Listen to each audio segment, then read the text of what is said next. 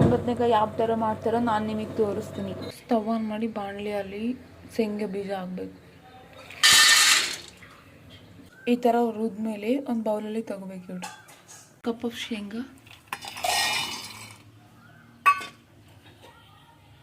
1 cup of ಕಡಲೆ, grind ಮಾಡಿದ ಪೌಡರಲ್ಲಿ ಕೊತ್ತಂಬರಿ, ಕರಿವೇಪಾಕು, ಬೆಳ್ಳುಳ್ಳಿ,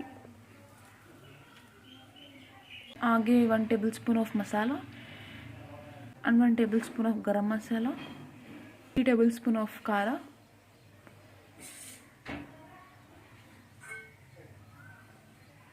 2 ಟೇಬಲ್ ಸ್ಪೂನ್ ಆಫ್ ಸಾಲ್ಟ್,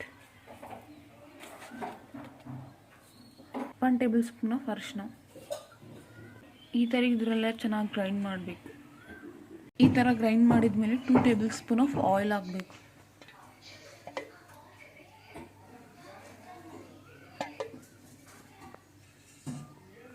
ಈ ಥರ ಇದನ್ನು ಚೆನ್ನಾಗಿ ಮಿಕ್ಸ್ ಮಾಡಬೇಕು.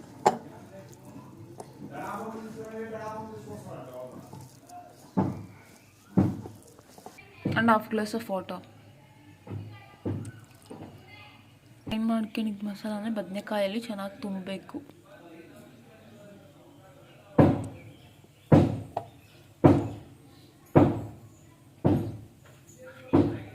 ಎಲ್ಲ ಬದನೆಕಾಯಲ್ಲಿ ಈ ಥರ ಚೆನ್ನಾಗಿ ತುಂಬಬೇಕು.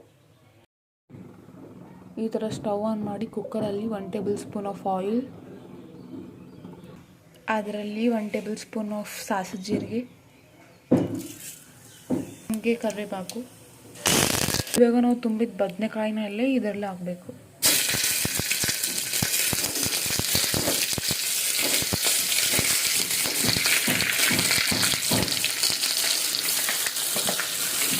ಆ್ಯಂಡ್ ನನಗೆ ಅದರಲ್ಲಿ 1 ಕಪ್ ಆಫ್ ಈರುಳ್ಳಿ, 1 ಕಪ್ ಆಫ್ ಟೊಮೆಟೊ ಹಣ್ಣು, ಹಂಗೆ ಅದರಲ್ಲಿ 2 ಗ್ಲಾಸಸ್ ಆಫ್ ವಾಟರ್.